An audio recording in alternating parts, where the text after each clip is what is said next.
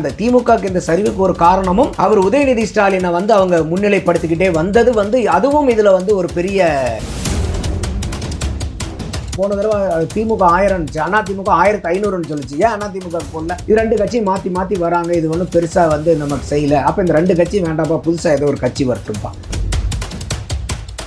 புதுசாக ஒரு கம்பெனியில் சேரும்போது ஒரு இண்டக்ஷன் கொடுப்பாங்க. அந்த மாதிரி இந்த புதுசாக தேர்ந்தெடுக்கப்பட்ட எம்எல்ஏக்களுக்கு பூரா அந்த இண்டக்ஷன் ப்ரோக்ராம் இவங்க கொடுக்கணும். இப்போ கடன் அதிகரிக்க வாய்ப்பு இருக்கா சார் தமிழ்நாட்டில்? இவங்க இலவசங்களெல்லாம் கொடுக்கணும்னு முயற்சி பண்ணி கொடுத்தாங்கன்னா கட்டாயமாக அதிகரிக்கும், வேற வாய்ப்பே இல்லை. வரி வருவாய் வர்றதுக்கு எத்தனை சதவீதம் வரைக்கும் நீங்கள் வட்டி கட்டினா சமாளிக்க முடியும்னா 15% வரைக்கும். சற்று ஏறக்குறைய 23% நம்ம வட்டி கட்டிருக்கோம். அதிகமாகவே ஏற்கனவே கட்டுறோம். இப்போ 4% வாங்கியிருக்காங்க. சற்று ஏறக்குறைய 20 லட்சத்துக்கு நெருங்குது. 19 லட்சம். ஆமாம், ஒரு 20 லட்சத்துக்கு நெருங்கும் போது இந்த அலையிலையும் அத்தனை லட்சம் பேர் உங்களை நேசிக்கிறாங்க. அப்படிதான் அவங்க பார்க்கணும்.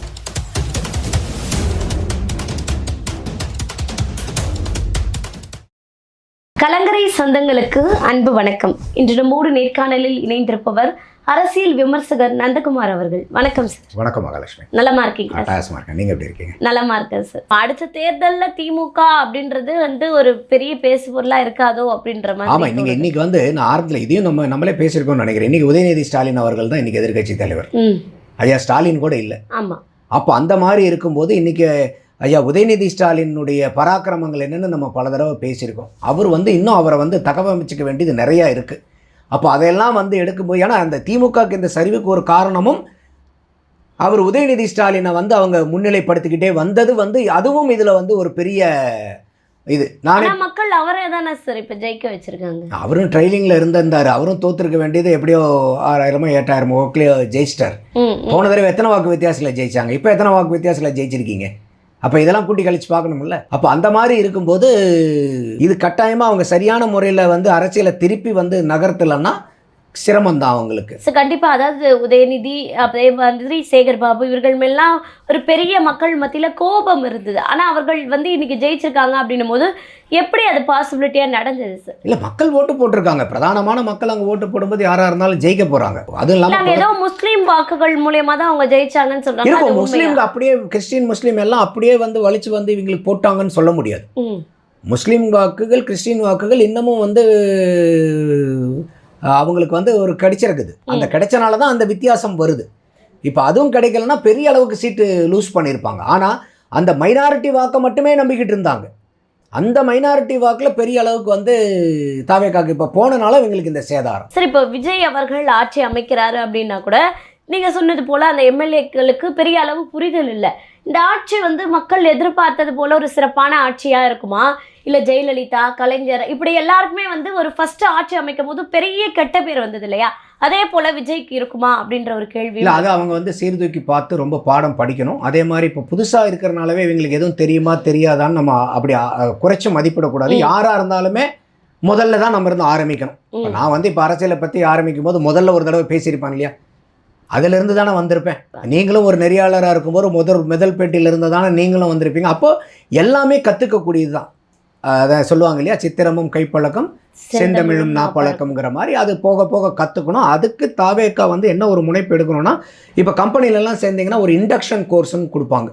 ஒரு புதுசாக வரக்கூடிய ஊழியர் கம்பெனியை பற்றி தெரிஞ்சுக்கிறதுக்கு, அந்த நிர்வாகத்தை பற்றி தெரிஞ்சுக்கிறதுக்கு, அதில் இருக்கக்கூடிய ப்ராசஸை பற்றி தெரிஞ்சுக்கிறதுக்கு, எதை செய்யணும் எதை செய்யக்கூடாதுங்கிறதுலாம் அந்த இண்டக்ஷன் ப்ரோக்ராம்னு வைப்பாங்க. சேர்ந்த உடனே அதை பூரா தெரிஞ்சுக்கிறதுக்காக. ஏன்னா அவங்க படித்தவங்களாக இருப்பாங்க, டிகிரி ஹோல்டராக இருப்பாங்க, எல்லாமே இருப்பாங்க. ஆனால் அவங்க பேக்ரவுண்டு வேறு, இந்த கம்பெனியில் இருக்கிறது வேறு. இல்லை வேறு கம்பெனியில் கூட வேலை செஞ்சுட்டு வந்திருக்கலாம்.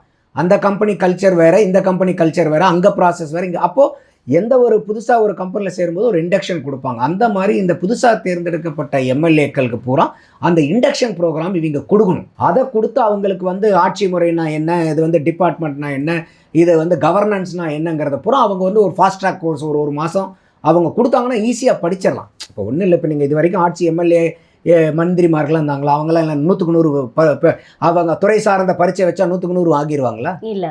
சீமானே பல தடவை கேட்டிருக்காருல, இனிமேல் அரசியல்வாதிகளுக்கு பூரா பரீட்சை வச்சிருக்கீங்கன்னு சொல்ல எத்தனை பேர் பாஸ் பண்ணிடுவாங்கன்னு நினைக்கிறீங்க? அப்போ என்னமோ இவங்க புதுசாக வந்துட்டனால இவங்களுக்கு ஒன்றுமே தெரியாது. எல்லாமே கற்றுக்கலாங்க. கற்றுக்க முடியாததுங்கிறது என்ன இருக்குது? எல்லாமே கற்றுக்கக்கூடியதான்.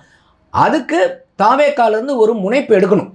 இல்லை இன்னும் இவங்களை துரிதப்படுத்தணும். அவங்களுடைய தெரிஞ்சுக்கிறத வந்து வேகப்படுத்தணும். அப்போ வந்து என்ன ஆகும்னா அவங்களுடைய ஆட்சி முறை வந்து சுலபமாக முடியும். சரி, இப்போ வந்து அவங்க சொல்லிய திட்டங்கள் அப்படின்னு இருக்குல்ல, அதெல்லாம் செயல்படுத்துவது ஒரு பாசிபிலிட்டி இருக்கா அப்படின்ற ஒரு தயக்கமும் ஒரு பயமும் இருக்கு. நீங்க எப்படி பாக்குறீங்க? இல்லை, நிறைய அவங்க இலவசங்களை அள்ளி வீசியிருக்காங்க. நம்மளே பேசியிருக்கிறோம். இன்றைக்கி விஜய் அவர்கள் வந்து பார்க்க வரீங்க, ஓட்டு போடுறீங்களா, அந்த விஜய்க்காகவும் இந்த அரசாங்கத்து மேலே கோபமும்னால தான் போட போகிறாங்க. எதுக்காக தேவையில்லாமல் இவ்வளோ இலவசங்களை கொடுக்குறாருன்னு நானே பல இடத்துல பேசியிருக்கேன். அப்போ இதில் வந்து நிறைய வந்து இது ஒரு காரணமா, இலவசம் கொடுத்ததும் விஜய் ஜெயிப்பதற்கு ஒரு காரணமா? இல்ல, அப்படிலாம் இல்லை. ஏன்னா அப்படி பார்த்தீங்கன்னா ஒருத்தர் கொடுக்குறாங்கன்னு சொல்கிறத விட ஏற்கனவே கொடுத்துட்டு இருக்கிறவங்க மேலே ஒரு நம்பிக்கை இருக்கும். அவர் சொல்றாருப்பா, கொடுப்பாரா இல்லையா ஒரு படி மேல இருக்குல்ல சார் விஜயோட அந்த இலவசம். இல்ல, அதுதான் சொல்றேன். அப்படி இருந்தாலும் அப்படி பாத்தீங்கன்னாக்கா போன தடவை திமுக 1000 இருந்துச்சு, அதிமுக 1500 சொல்லுச்சு. ஏன் அதிமுக போடல? ஸோ அப்போ வந்து அப்போ மக்கள் வந்து இல்லை அதிகமாக பணம் இருக்குதுங்கிறதுக்காக போகிறது வந்து அன்றைக்கி அதிமுகவில் போட்டிருக்கணும் 2021. அப்போ போடலையே. ஸோ அதனால் வந்து பார்த்தீங்கன்னாக்கா இது வந்து இருக்கக்கூடிய ஆட்சியாளர்கள் ஆட்சி முறை மேலே கோபம், அடுத்தது விஜய் மேலே ஒரு பெரிய நம்பிக்கை. இது 2 கட்சி மாற்றி மாற்றி வராங்க, இது ஒன்றும் பெருசாக வந்து நமக்கு செய்யலை, அப்போ இந்த 2 கட்சி வேண்டாம்ப்பா, புதுசாக ஏதோ ஒரு கட்சி வரட்டும்பா அப்படிங்கிற ஒரு சிந்தனையில் தான் போயிருக்காங்க. ஸோ நம்மளுடைய கருத்துமே வந்து அந்த இலவசங்களுக்கு நான் எதிரான ஆள். அப்போ அந்த இலவசங்களை வந்து இவ்வளோ தூரம் அள்ளி தெரிச்சிருக்குங்கிற அவசியமே இல்லை. அதை ஏன் அவ்வளோ இலவசங்களை கொட்டி கொடுத்தாங்கன்னு தெரியாது. இன்றைக்கி அது வந்து அவங்களுக்கு ஒரு பெரிய சவாலாகவும் வரும். ஆனால் அந்த சவாலையும் சமாளிக்கலாம். எப்படி சமாளிக்கலாம்னா, இன்றைக்கி வந்து உதாரணத்துக்கு ஒரு டாஸ்மாக் எடுத்துக்கங்க. இன்றைக்கி வந்து அவங்களுக்கு அதிக அளவுக்கு வந்து மகளிரினுடைய வாக்கு விழுந்திருக்கு. அப்போ மகளிரினுடைய முழு கோரிக்கை அவங்கக்கிட்ட போய் என்னன்னு கேட்டிங்கன்னா, இல்லைங்க டாஸ்மாகை மூடுங்கிறது அவங்களுடைய கோரிக்கையாக இருக்கும். அப்போ இப்போ விஜய் அவர்களுக்கு வந்து நம்ம சொல்லக்கூடியது ஒன்று என்னென்னா, இப்போ உதாரணத்துக்கு டாஸ்மாகை மூணுனா 50,000 கோடி வருமானம் போகுதுன்னு வச்சுங்க. நீங்கள் இந்த நலத்திட்டம் செய்கிறதுனால வந்து ஒரு 1.5 லட்சம் கோடி ஆகுதுன்னா, இந்த 1.5 லட்சம் கோடி நீங்கள் செய்ய முடியலன்னா உங்களுக்கு கெட்ட பேர் வரும். ஆனால் இதே வந்து டாஸ்மாகை மூடிட்டோம், அந்த வருமானத்தினால இந்த நல்ல செய்யணுங்கிற அவசியம் இல்லை. உங்களுக்கு பாதிப்பை ஏற்படுத்திட்டு இந்த நல்லதை வந்து நான் செய்யணுமா, அதனால் என்கிட்ட கொஞ்சம் நீங்கள் பொறுத்தருளுங்க, நான் இந்த டாஸ்மாகை முதல்ல மூடுறேன். அப்போது நீங்கள் இந்த 1.5 லட்ச ரூபா 2 லட்ச ரூபா கோடிய பிரச்சனையை வேறு 50,000 கோடியில் நீங்கள் சால்வ் பண்ணிட்டு போயிடலாம். புரியுதா இல்லை நான் சொல்கிறேன் உங்களுக்கு? நான் டாஸ்மாகை மூடுறேன், உங்களுடைய கோரிக்கை போதை இல்லாத தமிழகம்னு சொன்னேன், அதனால் இந்த டாஸ்மாகை மூடுறேன். அதில் எவ்வளோ 50,000 கோடி தான். நீங்கள் இன்றைக்கி இலவசத்தை அள்ளி கொடுக்கணுமா, நீங்கள் கொடுக்குறது 2.5 லட்சம் 3 லட்சம் கோடி கொடுத்துருக்கீங்க. இந்த மாதிரி மக்கள் எதிர்பார்க்கக்கூடியது, அதே மாதிரி ஊழல் இல்லாத ஆட்சி, வெளிப்படையான ஆட்சி, அதையெல்லாம் வந்து அந்த குட் கவர்னன்ஸில் அவர் கான்சென்ட்ரேட் பண்ணிவிட்டு அதிலெல்லாம் மக்களுடைய நம்பிக்கை பண்ணாங்கன்னா, பரவாயில்லப்பா, இதில் இல்லைனாலும் வந்து அவர் வந்து அங்கே நல்லா பர்ஃபார்மன்ஸ் பண்ணுறாரு, இதில் எனக்கு முன்ன பின்ன கூட குறைஞ்சி இருந்தாலும் பரவாயில்ல அப்படின்னு மக்களுக்கு வந்து ஒரு காம்ப்ரமைஸ் ஆகிறதுக்கு ஒரு வாய்ப்பு இல்லை. இப்போ கடன் அதிகரிக்க வாய்ப்பு இருக்கா சார் தமிழ்நாட்டில்? இவங்க இலவசங்களெல்லாம் கொடுக்கணும்னு முயற்சி பண்ணி கொடுத்தாங்கன்னா கட்டாயமாக அதிகரிக்கும், வேற வாய்ப்பே இல்லை. இப்போ முதல்ல விஜய் வந்து முதல்வர் ஆகிய பிறகு முதல்ல இந்த திட்டங்களை நிறைவேற்றலான்னு அவர் எதுக்கு அதிக முக்கியத்துவம் கொடுப்பாருன்னு நீங்கள் நினைக்கிறீங்க? இந்த 200 கரண்ட் யூனிட் தரேன்னு சொல்லி தானே பேசினார் கடைசி நாள். ஆமாம். ஸோ அதெல்லாம் வந்து அவங்க ஒரு 4-5 இதை பட்டியல் போட்டார். ஸோ அதெல்லாம் வந்து நான் வந்து முதல்ல வந்து எடுத்த உடனே கொடுப்பேன் அப்படின்னு சொன்னார். அதெல்லாம் அவங்க கொடுக்கணும். மகளிர் உரிமை தொகையும் ஆரம்பத்திலே ஆரம்பிச்சு அது கொடுத்துடணும். ஏன்னா காரணம் கேட்டிங்கன்னா ஏற்கனவே 2,000 ரூபா போய்கிட்டு இருக்கு. ஆனால் அவர் என்ன சொல்லியிருக்காருன்னா 60 வயசுக்கு மேலே இல்லைன்னு சொல்லியிருக்காரு. அதையெல்லாம் அவங்க ஃபில்டர் மெக்கானிசம் பண்ணுவாங்க, பண்ணிவிட்டு அதை வந்து கண்டினியூஸ் பண்ணுவாங்க. அதில் எனக்கு மாற்றிருக்கிறது இல்லை. ஏன்னா அதில் வந்து 2500 ஏற்கனவே 2000 போயிட்டு இருக்குது. ஏன்னா அவங்க வந்தாலும் திமுக சொல்லிட்டு இருந்தது அது. இப்போ இவர் வந்து 1000 ரூபா கொடுக்க போறாரு. ஆனால் லிட்டரலாக பார்த்தா ஏற்கனவே 1000 ரூபா கொடுத்துட்டு இருந்ததை இவர் இப்போ 1500 ரூபா சேர்த்து கொடுக்கணும். அது ஒரு பெரிய பாரம் தான். பட் இருந்தாலும் அதை வந்து அவங்க கொடுத்து தான் ஆகணும் கொஞ்ச நாளைக்கு, வேற வழி இல்லை. இன்னொன்று கல்வி அப்படின்னு எடுத்துக்கிட்டோம்னா, அதாவது 15,000 உரியவர்களுக்கு கொடுப்போம் அப்படின்னு அரசு பள்ளியில் படிக்கிறவர்களுக்கு இந்த 15,000 தேவையா? ஏன்னா வந்து இப்போ ஃபீஸ் அதிகம் அப்படின்னா தனியார் பள்ளியில் படிக்கிறவங்களுக்கு தான். விஜயனுடைய இந்த நிலைப்பாடை நீங்கள் எப்படி பார்க்கல? இல்லை, அதான் இப்போ வந்து அது அரசு பள்ளி மாணவர்களுக்குன்னு கூட அவங்க தனியாக விளக்கமாக சொல்லலை. மாணவர்களுக்கு பெற்றோர்களுக்கு 15,000 ரூபா, கார்டியன் பெற்றோருக்கு 5,000 ரூபா தரன்றாங்க. அதை கூட இவங்க சமாளிக்கலாம். எப்படி சமாளிக்கலாம்னா பாருங்கள், நீங்கள் இங்கே வெளியே போயிட்டுலாம் நீங்கள் பண்ண வேண்டியதில்லை. நான் உங்களுக்கு தரமான கல்வி கொடுக்குறேன், இலவசமான கல்வி தரமாக கொடுக்குறேன். அதை அப்போ அந்த தரத்தை உயர்த்துறேன். உங்களுக்கு இதை கொடுக்குறத விட நான் இந்த அரசாங்க பள்ளி, நம்ம ஏற்கனவே பேசியிருக்கோம், இதை தரத்தெல்லாம் உயர்த்துறேன்னு சொல்லிட்டு எந்தெந்த வகையில் தரத்தை உயர்றாங்க, எப்படி உயர்த்துறாங்கிறதெல்லாம் அவங்க டாக்குமெண்டேஷன் பண்ணி பப்ளிக்கு கிட்ட கொண்டு போனாங்கன்னா பரவாயில்ல, நமக்கு அந்த மாதமானால் ஒரு 1250 ரூபா கிடைக்கிறதுக்கு பதிலாக நான் இன்றைக்கி வந்து தனியார் பள்ளியில் இதே வசதி வாய்ப்போடு இதே தரத்தோடு நான் படிக்கணும்னா அங்கே போய் மாதம் 10,000 ரூபா 12,000 ரூபா கட்டணும், அது எனக்கு இலவசமாகவே கிடைக்குதுங்கும் போது மக்களை வந்து சமாளிக்க முடியும். அப்போது இந்த மாதிரி அவங்களுடைய திட்டங்களை எடுத்து எது வந்து கம்மியான செலவில் அதிகமான சந்தோஷத்தை மக்களுக்கு கொடுக்க முடியுங்கிறது அவங்க ஒரு குழு மாதிரி போட்டு இதெல்லாம் பண்ணாங்கன்னா அவங்க கொஞ்சம் சமாளிக்கலாம். ஆனா இதெல்லாம் ஒரு வேளை நிறைவேற்ற முடிந்தாலும் இந்த அன்னபூரணி சூப்பர் 6 6 சிலிண்டர் இப்ப இருக்கக்கூடிய இந்த நிலைமையில, போர் நிலைமையில இதை வந்து இவர் நிறைவேற்றுவது சாத்தியமா? சாத்தியம் இல்லை இப்போதைக்கு. ஏன்னா இப்போ கேஸே இல்லாமல் இருக்கு. அதையும் மக்கள் புரிஞ்சுப்பாங்க. இப்போ அதையும் அவர் அப்பீல் கொடுக்கலாம். அதை பாருங்க, நான் சொன்னேன், சொல்லாமல் இல்லை. ஆனால் வந்து இப்போ இருக்கக்கூடிய நிலைமை தெரியும் உங்களுக்கு, இந்த போர் சூழல்னால எந்த மாதிரி இருக்குன்னு. அது வந்து நார்மல் ஆனதுக்கப்புறம் நான் உங்களுக்கு கொடுக்குறேன். அப்போ இந்த திட்டங்களெல்லாம் தள்ளி போடலாம். அப்படிங்க அதுக்குள்ளார நீங்கள் மற்ற திட்டங்களெல்லாம் செஞ்சு உங்கள் மேலே வந்து மக்களுக்கு நன்மதிப்பு முதல்ல நீங்கள் ஏற்படுத்தணும். ஏன்னா இன்றைக்கி மற்ற கட்சிகள்லாம் வந்து எப்பயுமே ஒரு ஆட்சிக்கு வந்து ஹனிமூன் பீரியடுன்பாங்க. இப்போ இந்த நம்ம தமிழ்நாடு இருக்கக்கூடிய சூழ்நிலை எந்த கட்சிக்கு ஆட்சிக்கு வந்தாலும் ஹனிமூன் பீரியட்லாம் கிடையாது. இது வந்து டெஸ்ட் மேட்சோ ஒன் டே மேட்சோ கிடையாது. 2020 நீங்கள் ஃபேஸ் பண்ணுற பால்லேருந்து நீங்கள் ரன் அடிக்கணும். அந்த மாதிரி விஜய் அவர்கள் வந்து ஒரு இக்கட்டான சூழ்நிலையில் ஆட்சி கட்டலில் வரார். இப்போ எல்லாமே சொல்லுவாங்களே, இது வந்து பஞ்சு மெத்தை இல்லை, இது முள் மெத்தின்பாங்களா, அது உண்மை. இந்த தடவை வந்து அது உண்மை. அந்த அளவுக்கு நம்மளுடைய பொருளாதார வளர்ச்சி ஒரு பக்கம் இருந்தாலும் நிதி நெருக்கடி பயங்கரமாக இருக்குது நமக்கு. அதாவது வந்து நம்ம கட்டக்கூடிய வட்டி விகிதம் பார்த்தீங்கன்னா, இப்போ நீங்கள் வந்து ஒரு மாத சம்பளத்தில் இருக்கீங்கன்னா உங்களுக்கு இஎம்ஐ இத்தனை சதவீதம், உங்கள் சம்பளத்தில் இத்தனை சதவீதம் வரைக்கும் இஎம்ஐ வச்சுக்கலான்னு சொல்லுவாங்க. அந்த மாதிரி நீங்கள் அரசாங்கத்துக்கு வரி வருவாய் வர்றதுக்கு எத்தனை சதவீதம் வரைக்கும் நீங்கள் வட்டி கட்டினா சமாளிக்க முடியும்னா 15% வரைக்கும். ஆனால் இப்போ நீங்கள் போன தடவை இன்டரிம் பட்ஜெட் இப்போ திமுக வச்சுருக்காங்க இல்லையா, அந்த பட்ஜெட்டில் பார்த்தீங்கன்னா சற்றேறக்குறைய 78,677 கோடி ரூபாய் வட்டி கட்டுறோம். அது வருவாய் பார்த்தீங்கன்னா ஒரு 3,40,000 கோடிக்கு சொச்சம் வருது. அப்போ அதை நீங்கள் வகுத்தீங்கன்னா சற்றேறக்குறைய 23% நம்ம வட்டி கட்டுறோம். அதிகமாகவே ஏற்கனவே கட்டுறோம். வர்ற வருவாய்க்கு 23% வட்டி கட்டுறோம். அப்போ இதெல்லாம் குறைக்கணும் நீங்கள். ஸோ அதனால தான் நான் ஆரம்பத்துலேருந்தே அவங்க தாவேகா மேலே ஒரு விமர்சனம் வச்சேன்னா, இதெல்லாம் வந்து வந்து இந்த அளவுக்கு வந்து தேவையில்லாமல் இலவசங்கள் அள்ளி கொட்டுறீங்க. உங்களுக்கு வந்து பார்க்க வர்ற மக்கள் ஜாஸ்தி, உங்களுக்கு இருக்கக்கூடிய ரசிகர்கள் தொண்டர்கள் கட்டாயம் ஓட்டு போடுவாங்க, நீங்கள் ஏன் இவ்வளோலாம் கொடுக்குறீங்கன்னு நம்ம கேட்டிருந்தோம். கண்டிப்பாக அதே வந்து இப்போ இன்னைக்கு வந்து அவங்களுக்கு சிக்கலாக மாறுறது பார்க்கலாம். இப்போ சீமான் அவர்கள் வந்து பார்த்தீங்கன்னா காரைக்குடியில் தோல்வியை சந்தித்திருக்கிறார். அதாவது 2ஆம் இடம் கூட வரல, 3ஆம் இடத்துக்கு தள்ளப்பட்டிருக்காரு. மக்கள் வந்து தேர்தல் நேரத்தில் பெரிய ஆதரவு சமூக வலைத்தளங்களில் நாம் தமிழர் கட்சிக்கு இருந்தது.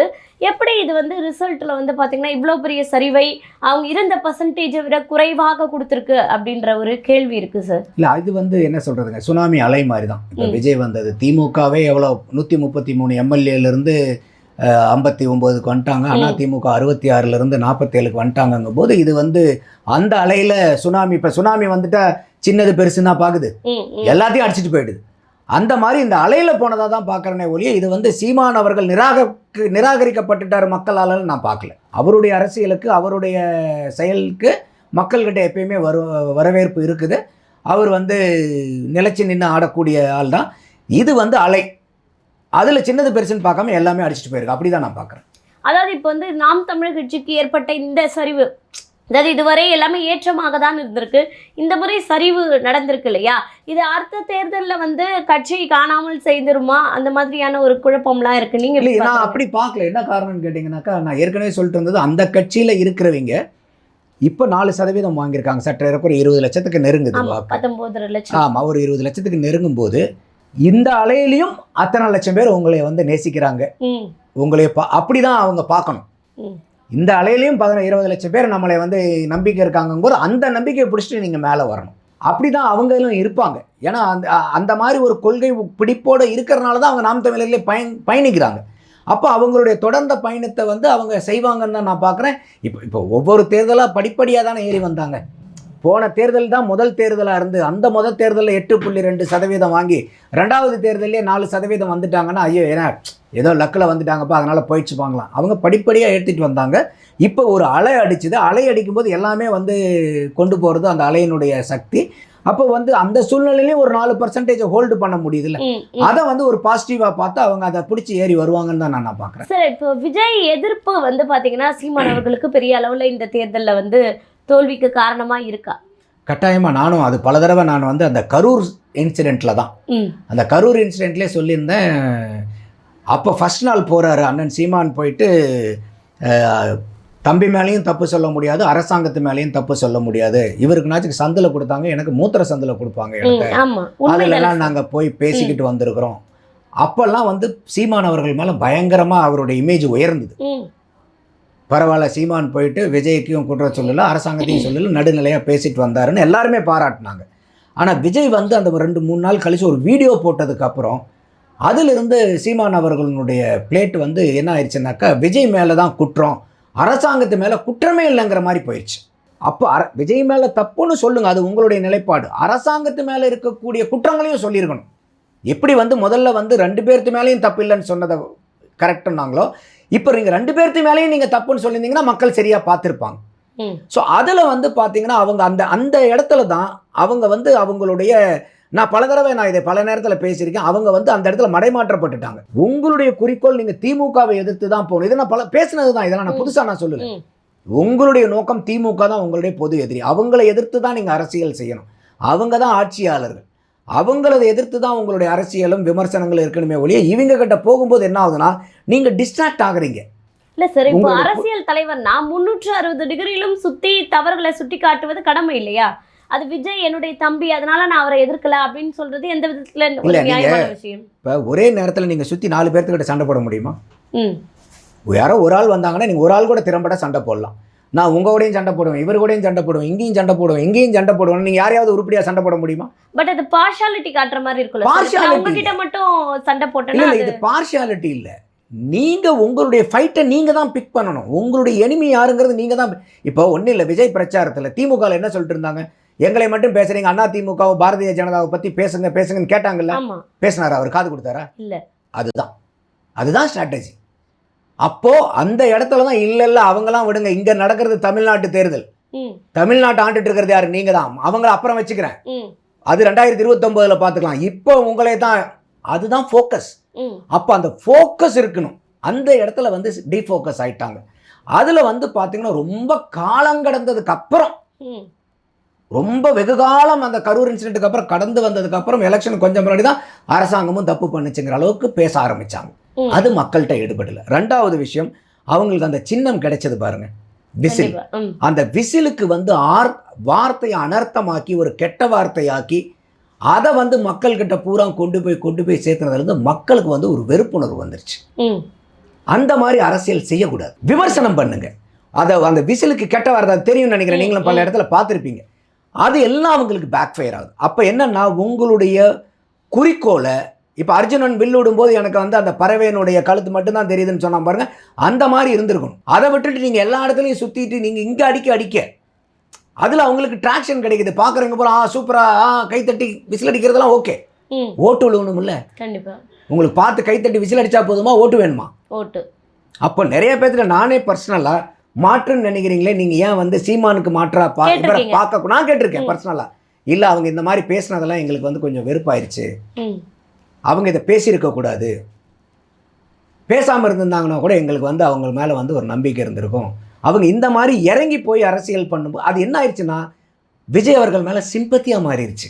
அதையும் புரிஞ்சுக்கணும். நீங்கள் இப்போ ஒரு ஆள் ஒரு தப்பு செஞ்சுட்டான்னா நீங்கள் அவனை போய் 2 தடவை அடிச்சுட்டு விட்டீங்கன்னா அதோட தப்பு செஞ்சால் அடிச்சாங்கன்னு விட்டுரும். வரவங்க புறா போட்டு ஒருத்தன் அடிச்சுட்டே இருந்தீங்கன்னு வச்சுக்கோங்க, அவன் மேலே அனுதாபம் வர ஆரம்பிச்சிடும். ஸோ விஜய் அவர்கள், நான் கரூர் இன்சிடென்ட் நடந்த போதே சொன்னேன், நான் விஜய் அவர்கள் இந்த திமுகவுடைய ஈகோ சிஸ்டம் பெரிய அளவுக்கு வேலை பார்த்தது அவங்க மேலே கன்ஸ்ட்ரக்ட் பண்ணுறது. அப்பயே நான் சொன்னேன், இல்லை நான் நிறைய இடத்துல வந்து விஜய் மேலே என்ன நியாயம் இருக்குது, என்ன குறைபாடுகள் இருக்குங்கிறதையும் பேசியிருக்கேன், அதிகமான நியாயங்கள் இருக்குதுன்னு பேசியிருக்கேன். அப்போது அந்த இடத்துல வந்து பார்த்தீங்கன்னாக்கா நீங்கள் இல்லை இவர் தான் தப்புன்னு சொல்லுவோம், எல்லாம் சொல்லும்போது என்ன ஆகுனாக்கா அது வந்து சிம்பத்தியாக மாறி. நான் அப்பயே சொன்னேன், விஜய்க்கு கரூர் இன்சிடென்ட்டுக்கு அப்புறம் அவங்களாம் வாக்கு குறைஞ்சிருச்சுன்னாங்க. நான் சொன்னேன், இல்லை விஜய்க்கு கரூர் இன்சிடென்ட்டுக்கு அப்புறம் வாக்கு அதிகரிச்சிருக்கு. உண்மையை வெளிக்கொண்டு வருவாங்களா சார்? இப்போ அவங்க ஆட்சி அமைத்தால் கொண்டு வரணும். இப்போ அவங்களுக்கு பெரிய வாய்ப்பு இல்லையா? இப்போ என்ன நடந்ததுங்கிறது இப்போ வேற எந்த அரசாங்கமாக இருந்தாலும் சரி நீங்கள் ஏதோ ஒன்று சொல்லலாம். இப்போ நீங்கள் தானே அரசாங்கமாக இருக்க போறீங்க. அப்போ அஃப்கோர்ஸ் இது சிபிஐயில் இருக்குது. பட் இருந்தாலும் ஒரு தமிழக அரசாங்கமாக நீங்கள் வந்து சிபிஐ கூட இன்ட்ராக்ட் பண்ணி என்ன நடந்துச்சு ஏது நடந்துச்சுன்னு நீங்கள் அந்த ப்ராசஸை ஸ்பீட் பண்ணலாம். கட்சியாக இல்லை, ஒரு அரசாங்கமாக. நான் கண்டிப்பாக நடப்பு கால அரசியல் குறித்து பல்வேறு தகவல்களை பகிர்ந்துக்கிட்டீங்க. தொடர்ந்து பேசுவோம். நன்றி மகாலட்சுமி.